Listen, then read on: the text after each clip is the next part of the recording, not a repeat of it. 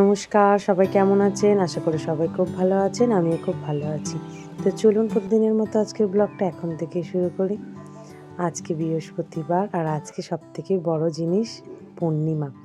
২০২৬ পড়ে যাবে এবারে, তাই ২০২৫-এর শেষ পূর্ণিমা আমরা আজকে সবাই কাটাবো।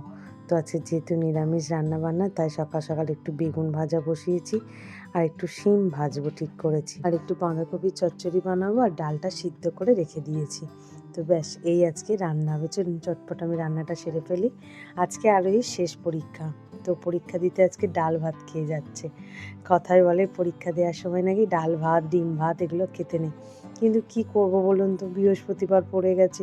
হ্যাঁ, হয়তো বলতে পারেন মেয়েটার জন্য তো করে দিতে পারেন, কিন্তু আমার এটা একদম অপছন্দের একটা জিনিস। যেটা সবাই খাবো, ও সেটা খাবে। আসলে এটাই ব্যাপার, যেটা শেখাবেন আপনি সেটাই ও শিখবে। যখন এইভাবে দিতে থাকবেন ওর তখন চাহিদাটা বেড়ে যাবে। দেখেছেন এতটা ভাত তবু নষ্ট করে রেখে তবে গেল। আসলে এই হয়েছে আজকালকার মেয়েদের খাবার। মাছ থাকলে মাছটুকু আর ডাল ভাত থাকলে যতটুকু আপনি সবজিটা থাকবে ততটাই, আর ভাত খেতে চায় না। চিনি এখন একা একা হয়ে গেল, আরোহী তো চলে গেছে। তবে মা চিন্তা করো না, কাল থেকে আরোহী তোমার সাথেই থাকবে। আজকে চিনিকে স্নানের জন্য জল দিয়েছে আর জলে কটা ফুলের পাপড়ি দিয়েছি, দেখুন ও কত খুশি। আর যেহেতু শীত পড়েই গেছে মোটামুটি, তাই একটু জলটা গরম গরমই দিয়েছি।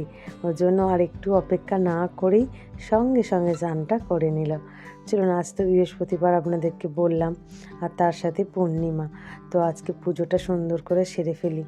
সব ঠাকুরগুলোকে যেরকম প্রতিদিন স্নান করাই স্নান করাবো, তারপরে সুন্দর করে সাজাবো, চন্দনের ফোঁটা সিঁদুরের ফোঁটা, তারপরে ফুল দেব। তো মোটামুটি শীতের সময় ঠাকুরগুলো যেন ঝুপসি টুপসি মেরে রয়েছে, তাই না? আসলে সবটাই তো চাদর সোয়েটার এগুলো পরে আছে, তাই জন্য এরকম লাগছে। তবে হ্যাঁ, বছরে এই কয়েকটা দিন এগুলো পরাতেও ভালো লাগে মানুষের মতো, তাই না? আবার তো এইগুলো একবার শুধু জাস্ট ওয়াশ করে তুলে দেয়া, কিন্তু তা বলে কি হয়? আমাদের শীত করছে আর ঠাকুরদের শীত করছে না? আমরা খাচ্ছি কিন্তু ভগবান খাচ্ছে না, এই প্রশ্নটা মনে বারবার আসে। আচ্ছা হোক, চলুন, সব অনুভূতি তো মনের কাছে, মনটা এরকম চায় আর তাই করি আর কি। আজকে একটু ঠাকুরকে আপেল দিয়েছি। একটু ফল না হলে আমার বৃহস্পতিবার পুজো করতে যেন ভালো লাগে না। আর বৃহস্পতিবার দিনকে মায়ের ইচ্ছায় কিছু না কিছু ফল জোগাড়ও হয়ে যায়। চলুন, হয়ে গেছে মোটামুটি আমার সিঁদুর চন্দন দেয়া। এবারে একটু আরতি করব। একটু ধূপ মোমবাতি সব জ্বেলে নিই। আজকে একটু ধুনোও ধরাবো। আজকে যেহেতু ভালো পূর্ণিমা, সন্ধ্যাবেলা তো একটু ধুনো ধরাবো। আসলে শরীরটা এক একদিন এমন খারাপ লাগে যে বেলা যদি ধুনো ধরাও আর ভালো লাগে না, কিন্তু আজকে ঠিক করেছি শরীরটাকে একদম ভালো রাখতেই হবে, আর দুটি বেলায় আমি আজকে ধুনো ধরাবো। মোটামুটি হয়ে গেছে সব রেডি করা, এবারে আরতি করার পালা। চলুন প্রদীপটা নিয়ে আমি আরতি শুরু করে দিই।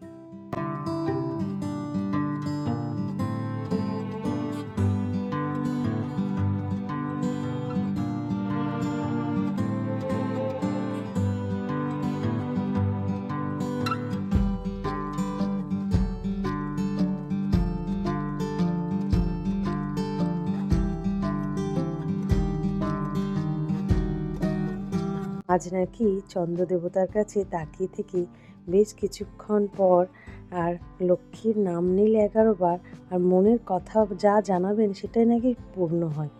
তো যাই হোক, কথাটা আমি ঠিক করে গুছিয়ে বলতে হয়তো পারলাম না, অনেকের মুখে শুনছি আর কি। তো আজকে সন্ধ্যাবেলা যদি আকাশ মেঘলা না থাকে, চন্দ্রদেবতা ঠিকই উঠবে, তাই না? আর চাঁদটা আজকে পুরো সুন্দর গোল হয়ে দেখা যাবে। আর এটাই আমাদের দেখার জন্য বা চাঁদের আলোটা শরীরে নেওয়ার জন্য বলা হচ্ছে আর কি। আর মনের ইচ্ছাটাও প্রকাশ করতে পারেন আজকে। দেখা যাক, সন্ধ্যাটা হোক।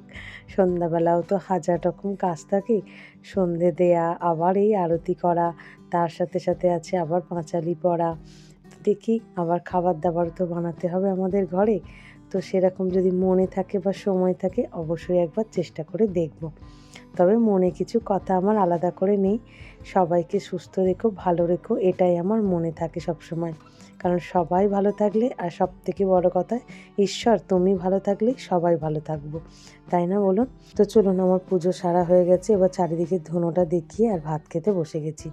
ভাতের পাতা যে একটু ঘি নিয়ে নিয়েছি, আরুইকেও দিয়েছিলাম আজকে ঘি, যেহেতু নিরামিষ তাই এই ডাল ভাতের সাথে একটু ঘি দিলে দারুণ একটা গন্ধ বেরায় আর সুন্দর লাগে। আর ঘিটা তো দুর্দান্ত, আপনাদেরকে এর আগে অনেকবার বলেছি বা দেখিয়েছি ঘিটা। তো একটু কাঁচা লঙ্কাও নিয়ে নিয়েছি, তার সাথে একটু এই ভাজাভুজি ফার্স্টে মাখিয়ে আর আমি ভাতটা খাবো। তবে মুগের ডালটা অল্প একটু গরম করে নিয়েছি, তবে ডালের মধ্যে আবার আমি একটা আমড়া দিয়ে দিয়েছিলাম জানেন। তবে আমড়াটা বেশিক্ষণ ফোটাইনি বা সেটাকে গালিও নি যদি টকের ডাল হয়ে যায় সেই কারণে। তবে ওটা শুধু আমি খাবো বলেই করেছি, আর ওই বাবাকেও দিইনি আর আরোহীকেও দিইনি। ওরা আবার খুব একটা পছন্দও করেন এরকম আমড়া ডাল, কিন্তু আমার ভালো লাগে তাই আমি এরকম করেছি যে আমড়াটা অন্তত একটু সিদ্ধ হয়ে গেলে সেটাকে মেখে খাওয়া যাবে। দুর্দান্ত স্বাদ হয়েছিল জানেন। আমার মনে হয় মাছের থেকে এরকম হালকা হালকা রান্না বা খাবার সুন্দর খেতে লাগে যদি গরম গরম সবাই মিলে একসাথে বসে খাওয়া যায়। দেখেছেন আমি খোলাটাও ভালো করে ছাড়াইনি আমরা ওটা দিয়ে খাবো বলে।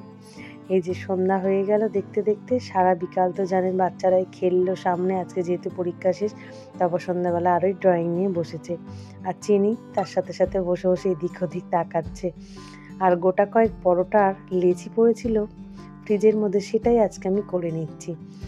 সেদিনকে করেছিলাম না একটু পালং পরোটা, তো সেই পরোটারই কয়েকটা লেচি ছিল আর বাঁধাকপির চচ্চড়ি সকালের ছিল, সেটাই মায়ে যেয়ে খাবো বলে গরম করে নিচ্ছি।